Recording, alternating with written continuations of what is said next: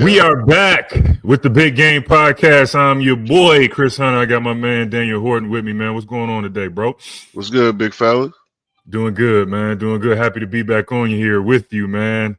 Listen, man, Michigan had a ugly, and I repeat, ugly win against Nebraska. They won 49-46, man. It's one of those games. If I'm the coaching staff, I'm trying to get off the court to the bus, to the plane as quick as I can before they take that win back from us. That's how ugly it was. And Michigan was lucky to get out of there with the win with how I think poorly they played. Yeah. So, what was your take on just watching that game, man, and what kind of contributed to the ugliness of it? Yeah. As well as some things that you kind of saw in that, and we'll break it down further. But what was your initial take on it? Yeah, I think like I said, for everybody involved, especially with this group being together for the first time, first year, coaching staff included, right? They're all learning lessons about, what it takes to win this conference, right? And now they see what it's like after a heated, like the Ohio State game was a, big game, but the Michigan State game, like I said, is the game, the rivalry in this. And for basketball, right? And you kind of see the toll it takes on your team mentally and physically, whether you win or lose, right? Because Michigan State ended up winning. They hit a three-quarter court shot to win their game last night. Last night against Maryland. So before we shot this, so this is you see the effects it has on your team. And you kind of saw it in our game as well. I think whether you want to contribute to that or from a basketball perspective, they made a lot of poor decisions, a lot of poor reads, and throughout the course of their offense, right? Michigan runs kind of a more conceptual offense, it seems at times, and it requires these guys to make great basketball decisions and great reads, when they receive the ball. And I think they were kind of poor at times in this game. So. Yeah, I mean, it was an ugly performance from both teams. Michigan was terrible. Nebraska was horrible. So, but for Michigan, it's like you said, it's one of those games you're coming off an emotional loss. So physically, mentally, emotionally, you got to get yourself back up for a game like this, especially on the road. And like you said, they made some poor decisions, man. I think the basketball IQ was there, the connectiveness wasn't there. But I will give credit to Nebraska for making it hard for Michigan offensively to get exactly what they wanted. And we'll show that in film, how they kind of loaded up early on these guys and made it tough for them. But, all in all, with this game, man, it was an ugly game, poor shooting game, a game that was hard to watch from start to finish. It's one of them where you pick up your phone, you start scrolling and kind of and look up and see, damn, the score is still 35-35. And I've been scrolling for 10 minutes. So, but for Michigan, man, they getting, either they're really, really skilled or execute well, or they're getting extremely lucky down the stretch. What do you think is the cause of them winning some of these close games, man?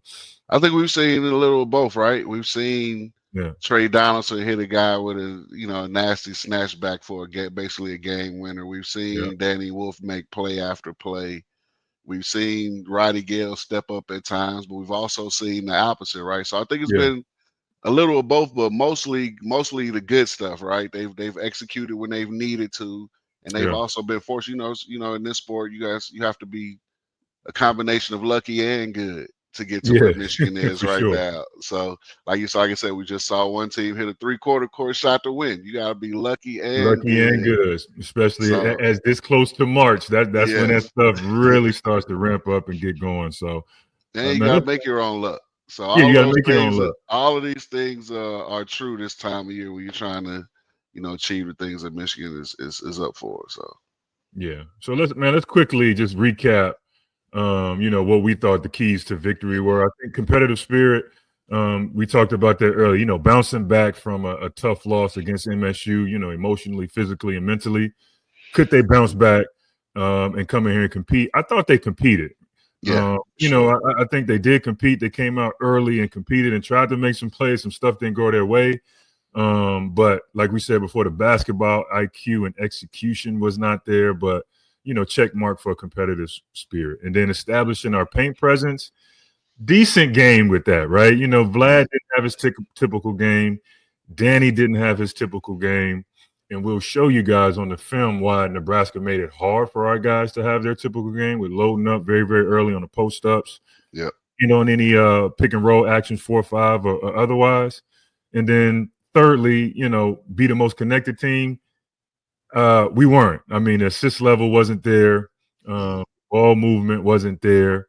The decision making wasn't there of moving the ball and sharing the game like we needed to. So with 2 out of 3 as X's, and to be able to get out of Lincoln, Nebraska with a win, we'll take it. Like I said, if I'm sprinting to the bus and I'm getting in Nebraska as soon as I can for somebody takes this win back, because that's how ugly this victory was. So yeah, they let's probably get had into this film, man. And they probably had to repaint the rims in Lincoln after the game because they both teams chipping paint off. Oh man, it was that was a tough game to watch. But when you get a win like that, you'll take it. Yeah, no, for sure. So and it kind of starts early with we talk about the decision making and the basketball decisions, the quality basketball decisions once you receive the ball, right?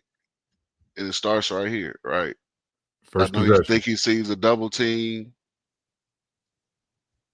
but I think if you're patient, like you say, you got the quick rip baseline. If you're aggressive, if you're in attack mode, I think you rip and go baseline and get an easy 2 right here. But we move it. Kind of Roddy Gale ends up with a contested 3 by a guy who hasn't shot the ball well at all from 3, right? Yeah, and that's probably the biggest thing is like understanding what you say, 11 seconds on the shot clock. Is that a solid shot? Yeah, maybe. But for a guy who's been struggling for 3, is that the shot you want the first possession? I'm sure the coaches didn't draw it up that way. Yeah, no, that's just a poor basketball decision, right? And this is next, just right off the inbound, right off the rebound, outlet pass, great anticipation, good aggressiveness, and then we get a little bit soft right here, right? Yeah. That's basically a transition drill layup that he tried to do when you got a guy finishing. You got to try to put your body on him, give him something else, go reverse. That look like, hey, come block this, dog. Yeah, that's a layup line, layup right there where he's going to go get that every time, right? So just another kind of a basketball decision where instead of closing off, getting the and one or get to some sort of reverse layup or whatever, hey, you get it pinned on the backboard. Here we go. We get to a high 1-5 ball screen with Kaysen, right? He passes out of motion. Roddy Gale whips it back. Ball goes back to the same side it came from, which is normally not a good thing. Poor basketball decision right there by Kaysen, right? By the freshman playing on the road. Either whip the ball quick to the guy in the corner to Cheddar who's wide open. Yep, especially with the shot clock running down. Like, you got to make the right read when you get the ball right here. It's a 2-on-1. Yeah. Get that ball to Cheddar quick, and he's a good shooter. But as you take the extra dribble, you looking, you searching, and now you have to take a tough contested shot with the shot clock going down. And actually, I'll take that back. That is a good decision by Roddy Gale because he's playing the 2 side, right? He's getting the ball, entering the ball into the backside to get 2-on-1. So good reversal back to him. You gotta make the right basketball decision right here. Got to move it quick. 0.5, move it to Cheddar in the corner, let him shoot that with a short guy contesting to him, closing out. Right. Rookie probes. Ghost cut a ball screen right there. Ghost screen. Right, just a poor decision, Chris. Yeah, 20 seconds on the shot clock. Taller guy on you. In that situation, you're trying to drive and draw 2 defenders. You want to play your drive and kick game on that. So he's ghost screening right here. Yeah, he's ghost screening, but I'm sure Dusty is not running this play for him. Exactly. He's running his play for him to get action. You got to switch. Now, as a guard, you go and attack this guy, and you draw defenders, and now we're making plays, and you got Nebraska playing out a closeout. But this is a settle. Yeah. Right here. This is one of those settled mental, physical fatigue. I don't know what it is, but that's a settled jump shot. Yep. That's especially in dust. From what I've seen, I'm not in practice or in the coaches meeting, but it looks like a very heavy conceptual offense, right? So you have to make good decisions and good choices when you have the ball. Yep, quick, decisive decisions, and right here. Good skip by Gale. All right, pass up one shot, two shots actually to get, shoot a contested two. And as a point guard, right, the play is okay, if you shoot that one, right, that's considered a big advantage shot with that distance between, yourself and the defender. All right, you choose to attack the closeout. You have a mid-range jump shot right there, right, that we've seen him very capable of making, right? Mm-hmm. Then, as a point guard, you have to kind of get to the middle right here and find a teammate, right? Enter one of these two guys at the top. You have Danny space into the corner. You have, once again, just poor reads and poor basketball decisions early in the game. Yeah, you take a contested double pump shot over a guy when you got baseline drive, baseline drift. You got two guys on the perimeter who are open. So, like you said, just poor decisions all around today on that. Just making the right basketball IQ play by everybody on Michigan squad in this game. Right. I think the game against Michigan State definitely played a part in this game as far as their mental fatigue and their decision making.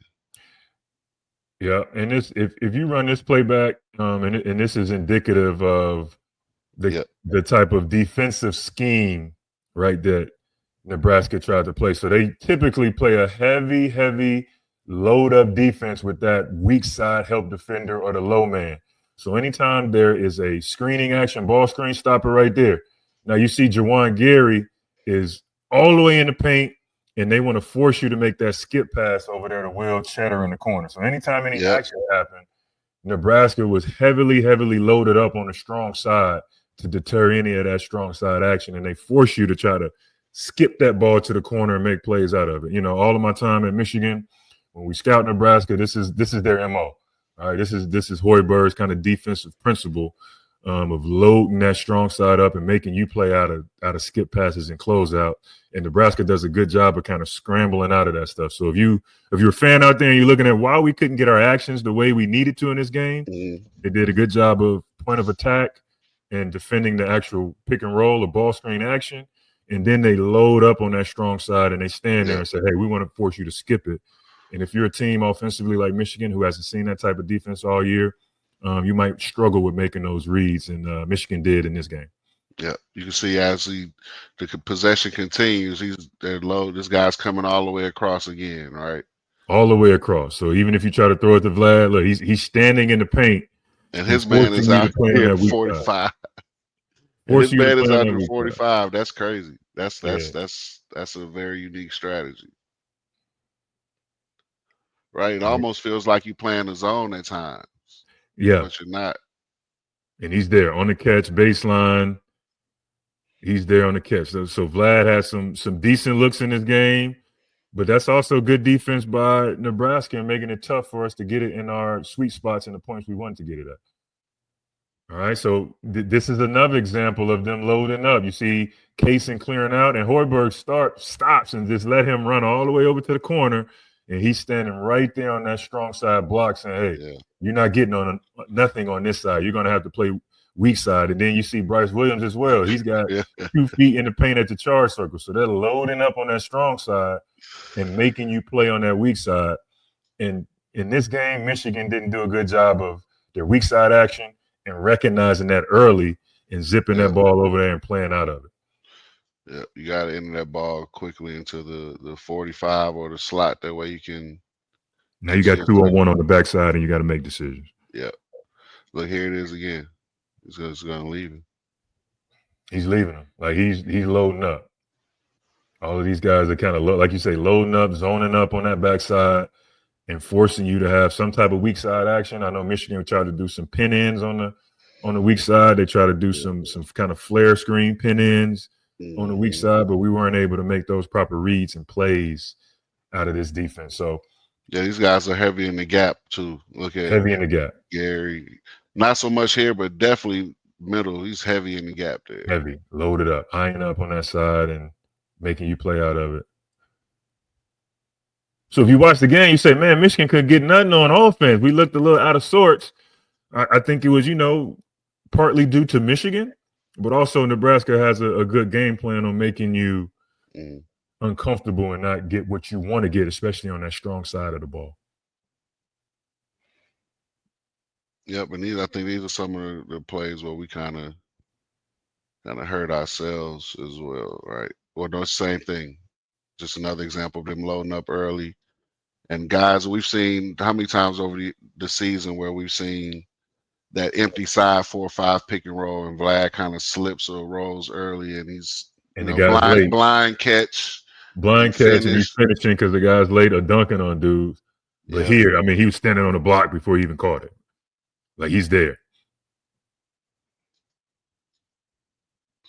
I think he still has to finish that though. But if it's the first time you're seeing it, it's a bit of an adjustment. I think if we have to play them early in the, I don't know if they'll make the Big Ten tournament or not, but if we have to play them early in the Big Ten tournament, I think they will probably have better results against it with it being the second time they've seen this style of Yeah, defense. second time you get it on film, now you really get to feel it and you understand how to attack this a little bit Like better. once again, you like against anybody else, that might have been a good, good cut, good pass, but when the guy's loaded right there, Now you got to play weak side.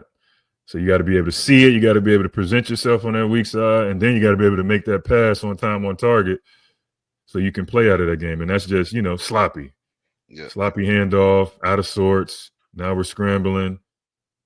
And that's a So, great contest by Nebraska and a tough shot for a guy who's been struggling shooting the ball as of late. And yeah. Roddy Gill. All right. Okay, once again, he's there. They're gonna be big time in help. You Big time cannot to make help. those passes, right? You cannot make those passes. Like he's just gonna leave Namari. Right? That's just it's their scheme. So have to be alert if we see these guys again in the Big Ten tournament. Right? Another bad basketball decision. Yeah, put it on the glass. You got an advantage. At least try to get a layup, but trying to scoop it through two dudes. And that's Danny, being loose with the ball. It was like no reason to throw a one-handed off the dribble pass outlet Yeah.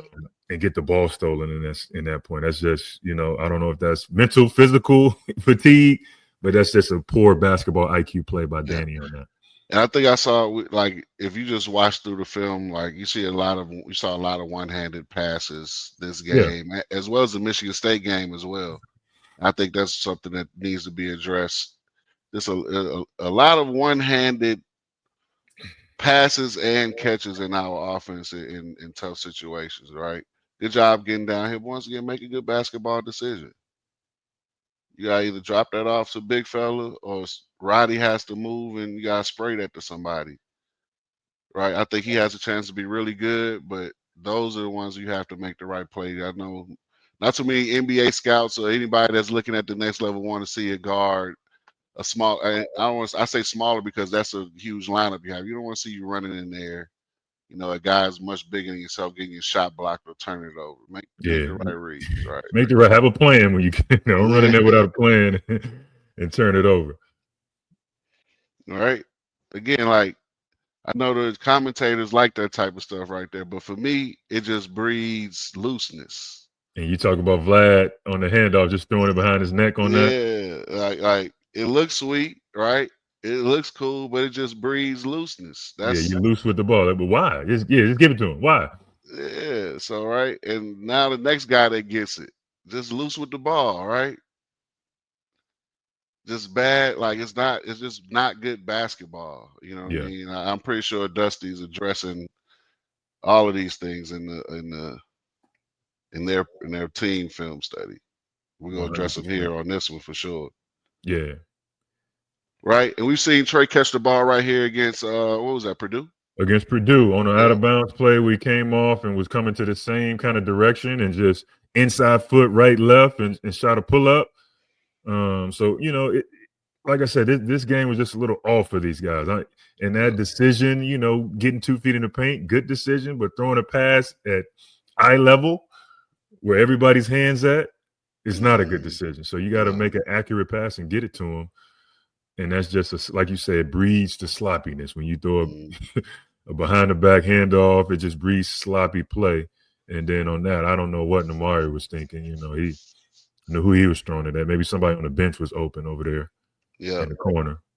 Yeah, like some of these plays, like they're not like even as he just steps out about that. These are I don't think these are plays are we've seen Michigan have a lot of turnovers before, right? But I don't think some of these turnovers like I don't want to say they're inventing ways to turn the ball over, but I don't think they're characteristic of the or consistent with the turnovers we've seen. Some of the turnovers we've seen previously. I really think, after watching the film, these guys were physically and mentally exhausted Yeah. and And you having to you get that travel. during the season, man. You get Yeah, that with scheduling and the emotions of games. You get a little bit of that. And lucky for Michigan, even though they had this type of game, they were able to yeah, get out there with a dub. yeah. Nah, I think this is so. We'll get into this before we get into the Rutgers stuff, right? We're going to show some Bryce Williams clips against a guy that's to consider, a lead guard, a scoring guard with size, right? Which is what we're going to face, against Rutgers, right? So we're going to have to be better Not to in be some of better. these Dylan situations, Harper right? is he's a bucket. Yeah. So right here they said staggered for Bryce Williams, and they screen Trey so well that it forces an emergency switch. But on the emergency switch, Danny kind of takes a bad angle to cover the screen, right? And now And you end up with he an get cracked. easier. He gets cracked, and now your big man is in drop at the Big Ten logo again. He gets a good look.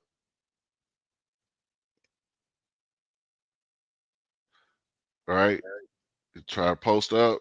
Does a good job forcing him out of the post. Stay disciplined on Stay there. That's defense right just here. that's just horrible defense. I don't know what you jump into that side of looking at, but Yeah, stay solid. Like yeah, quick rip. Now he has the angle. See, he's 6'6", 6'5", 6'6". You can't give him an angle to the rim as a smaller defender, right? You go under screen, you get cracked again, kind of lay on the screen a little bit. yeah, and that's what we call Velcro when you Yeah, just stick to the screen. Like you got to be able to get around the screen, and this is we got to call Trey Donaldson out a little bit on this, right? Like these clips are clips for him as the type of player that he is. He has to be better defensively.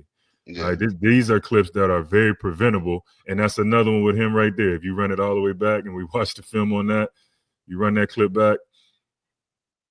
This is another one with Trey just backpedaling up the court, saying, "Hey, I'm guarding my man number 4, but the ball scores, right? The ball Yeah, is on the yeah. strong side, and you're backpedaling up the court and not protecting our basket, and you give up a dunk." So these are 3 plays by Trey where we say, "Look, you got to get better, man. You can't rely upon your scoring to dictate how you play defensively. You can't have that type of front running mentality. You got to be able to go out there and compete defensively every possession, every play, no matter if the ball is going in or not." And Trey is very, very capable of doing that. So we got to see him down the stretch, He's up his done it level. before, right? He's He's done done it. it So before. he's going to have to do it now. If we want to win a Yeah. Big Ten championship, he has to do that. He can't have that front running mentality where I'm playing only if my I'm shot is scoring. going in. Yeah. And we got, Rutgers is coming into town next. That's the next big game on the slate. And Hmm. when we went up to Piscataway a few weeks ago, luckily for us, Dylan Harper was not playing. Right. But he'll be ready for the game against Michigan at home. And Rutgers is a different team with him on the floor as well as Ace Bailey. Although they've been struggling, as of late as a team and trying to find their way winning games, those 2 guys are issues out there on the court. They can get going at a high level. So what's your initial thoughts and take on this game as you see Michigan preparing to try to get another home victory and another step closer to a Big Ten regular season championship? I think it's a bit of a challenge because, like you said, Dylan Harper didn't play the first game, so they're going to be a completely different team tonight. Yeah, So for this late in the season, for you to be playing a team that's you kind of going to get like the first real look at this team, it's kind of a tough ask this late in the year, right? And so with him being back, with Ace Bailey being on the tear that he's been on through conference play, I think those guys present a unique challenge. And it's part of the reason why we kind of highlighted the Bryce Williams buckets from the last game because Dylan Harper's gonna present a similar challenge as a lead yeah, guard that can score, for can make sure. plays for other people. Except I think he's a better player. Is going to be a little tougher to Yeah. guard than Bryce Williams. He a Bryce lottery. Williams can Dylan go. Harper a lottery pick, Yeah, man. for He's in the sure. top 5 right now. I For think they got sure. him. So for It's a sure. different So beast. yeah, it's not. So yeah, it's gonna be, especially with Ruben being out. If I don't know if he's playing tonight, I know he's missed the last couple games. But with Yeah. him being out, that takes away a capable perimeter defender that can match Harper's size and athleticism. So not having him is definitely gonna hurt. So someone's gonna have to step up and meet that challenge. I know Roddy Gale did a great job on Ace Bailey previously. He's gonna have to duplicate and replicate that performance defensively again.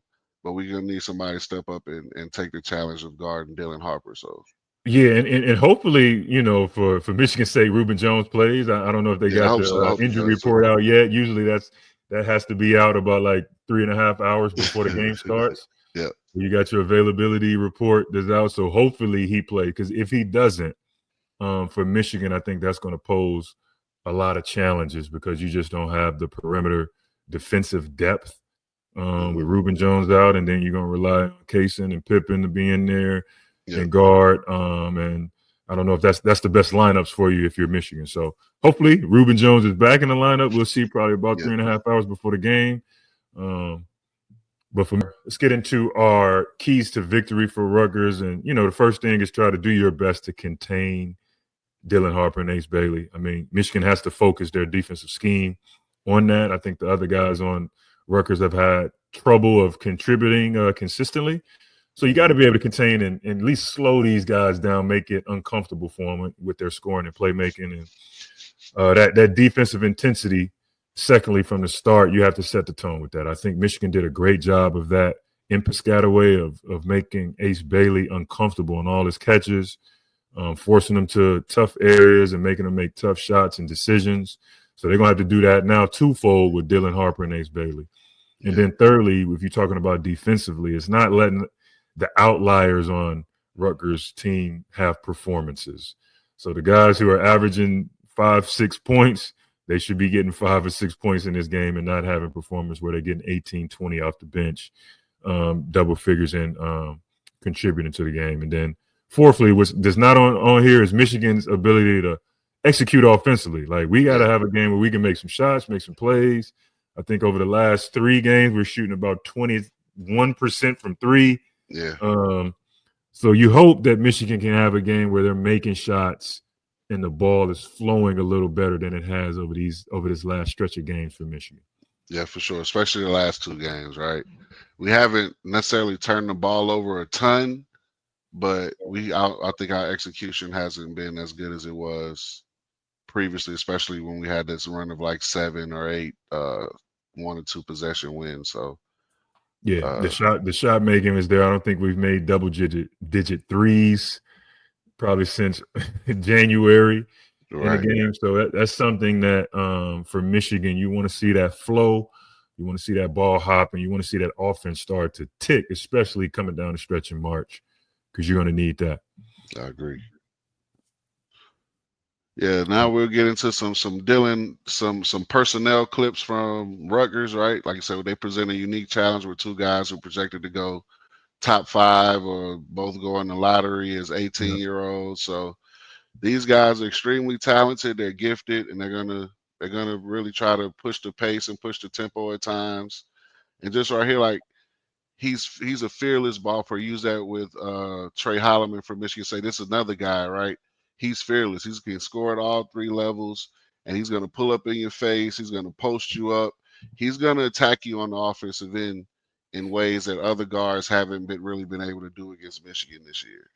Yeah, he got the full package, man. He's a pro, so you can't be surprised at anything he do. Like that move right there is just that's tough. Yeah, So even with like dudes this talented, even with good defense, like they're gonna be able to make tough shots and tough plays. But you got to do your best to make these guys have to make shots like this to beat you and not get easy buckets as well.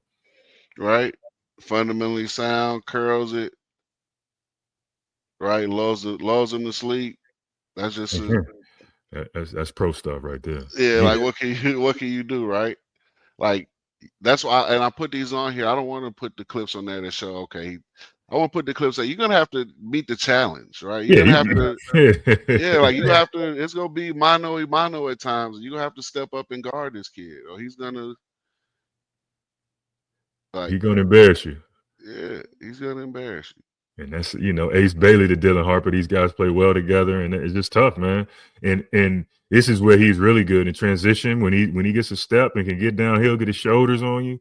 He's Yeah. got all the finishes. He's got all of the steps and the euros and the slow steps, the Pinoy step, all that stuff. He has that in his game. So you got to limit those opportunities for him to get down in transition and off of pick and rolls because he got it. This is another one. Like if you come off like I put this clip on here for we've kind of struggled at times against good guards in our pick and roll coverage. And look, this guy is stepping up and he's getting him to splitting it and going downhill, right? Hey, So kid is big time. big time. Getting downhill again. Got the pace, got all the finishes, man. Right? What do you say? Sometimes he's not gonna he's just gonna pull up in your face. 6'5", 6'6", good form for a lefty, good balance. Right? Crafty, tough basketball player, man. He's worth he's he's a He top worth 5 the price draft of pick for a admission. reason. Yeah, for sure. He worth the If I price. was if I was in Ann Arbor, I would be at this game to You'll see be at this those game, two 9 guys p.m., baby. Hey, you can still get there, baby. Catch a flight. Hey, but like we talked getting off to a good start, right? Some teams even have plays off the tip, right? Yep. Rutgers, they run one, right? So a little back screen right Back here. screen for Ace Bailey. Go get it, young fella. So you got to be alert. Like you say, from the tip, from the jump, set the tone early, alert early. Look, that double team here is 8-6. 8-6, and they like, no, we got to get the ball out this dude's hand. So we're doubling, we're hitting. And Michigan might need a little bit of that, right? You got to get Yep. the ball out of his hand and make some of these other guys beat you. Yep. Gets into a rhythm jump shot. He's a guy that doesn't need many dribbles to score. He's going to play off 1-2 dribbles. Elevate. He has great elevation, great lift on the shot, great release point. And sometimes, look, it's just tough to get to it. He's raises up quick, and it's tough to get to that. But you got to limit all his catches, push all of those things out, physical on the catch, and make it tough for him. Yeah, I think Roddy did a great job against him last game, right? Yeah. I think he's going to hopefully, Roddy's ready because I'm pretty sure he's going to be motivated to have a better performance the first time, right? The guy's a little late. He's going to raise and shoot. At his size, he doesn't really see that late contest, right? But he loves taking contested twos, right? He can make them, right? If you watch it, that's great defense. Good defense, better offense. Like, he's just a guy who could just make a play, man. So, right, and get third guy that's been playing well. I think he's averaging double figures the last 3 games. Lathan Somerville. Quick backstory on this kid, right? When my first year in France, I played with his dad in Le Havre in Northwest France, right? Hey, you dating yourself now, man. You Yeah, I dating know, you I old, know brother. it. You I got know. teammate son starting in the Big Ten. Yeah, You old, dog. yeah, and he was a baby. He was like a toddler at the time, man. Yeah. He was a rambunctious little guy, man. So it's good to see him develop, and he's much bigger than his dad was, right? He's better player, probably a better player coming out of high school, but his dad ended up being a really, really good pro. You know what I mean? A pro's pro. He showed me a lot of things about being a professional overseas. Yep. So I want to see this kid do really well. And he's been playing well over the last 3 games, right? Yeah, He's but a just guy. not against Michigan, though. Yeah, just not against Michigan. Yeah, exactly. Not against Michigan. But he's a guy, he's a type of big that's kind of give Michigan a little bit of problems late over the last, especially second half of the Big Ten season with the short rolling. He was short roll and finish around the rim. He's a freshman, so he's still kind of Bambi legged at times, Figuring it but out. Yeah, but figuring out. But he he's puts you really to the skilled, ball though. against Harper. He's the guy who's going to be the recipient of a lot of those short roll and making plays, showing his ability to do that better as of late. Yep. Here he is he's a guy that's going to initiate the handoffs and use his body to set brush screens, short roll again, right? Ends up rolling all the way to the basket that time. Easy finish. Like you say, he's going to be the recipient of A lot of the playmaking done by Dylan Harper, right? He uses his body to create space and create driving angles, right? Here sets a little brush screen into a duck in, gets to his right shoulder, finish over the top. Make something. Call for the foul too. Hey, I want. Need that. Right. Duck in again. Drop step. Little hook, fadeaway hook. So improving, man, like a freshman, like you said, who's improving throughout the season. You can see the improvement. He's getting better. Yep. Last 3 games, he's putting up some solid numbers for Rutgers. Right. Playing with confidence. Don't dare him to shoot. He can make it. Yeah. So those are kind of the 3 guys that we wanted to go over with their as far as their personnel. Like you said, those other guys are kind of up and down and inconsistent at performance from game to game. But those two guys, Harper and Bailey, 2 the guys. heads of the snake. Yeah, sound like a law firm. Harper and Bailey law firm. Yeah. They'll put you in some some tough situations if you let them. But sure. Yeah, we got to be alert. And like we said in that third key, you can't let these outliers have games. I think the first game when Dylan Harper was out, Jermichael Davis stepped up and had about 18 points. Mm-hmm. And, put them in position to compete in that game down the stretch. So if you're at home and you're in Michigan, you can't let any of these guys get light, get confidence, because their outliers can't have games. Jeremiah Williams is a guy that's capable of making a few shots if you let him get going. So very capable. So you gotta be locked in defensively, man. So I mean, we're excited, man. What's your prediction for this game, man? It's a game that Michigan must have at home. Got to get home games, but it's gonna be a tough test with these 2 guys coming in here and trying to get some get back from their loss up there in Piscataway. Yeah, man. I think it's pretty much a given that all Michigan games are going to be 1 or 2 possession games. Right. So I think I'm going to go with that again. I think Michigan by 6. Michigan by 6. You got a point score? You got a score? Are we 49-46 again? Or what we at? Actually, I'll go Michigan by 4. Michigan 78, Rutgers 74. 78-74. I like that, man. At least we scoring some points and we get over 50 points in this game. I mean, hopefully for us, man, we have a game where we can make some shots. Anytime you're coming back home, hopefully that helps. We can execute. But I agree with you, man. I think this is going to be another kind of 2 or 3 possession game, and you're probably around 76-70, something like that, man. Something like that. I like that. Yeah, buddy. But we're excited, man. Looking forward to staying up late and watching this game. And so until next time, man, this is the Big Game Podcast with Daniel Horton and Chris Hunter. Again, like us, follow us, subscribe, comment, and we'll keep bringing you this great Michigan basketball commentary and insight. So appreciate you guys, man. Until next time, peace. Peace.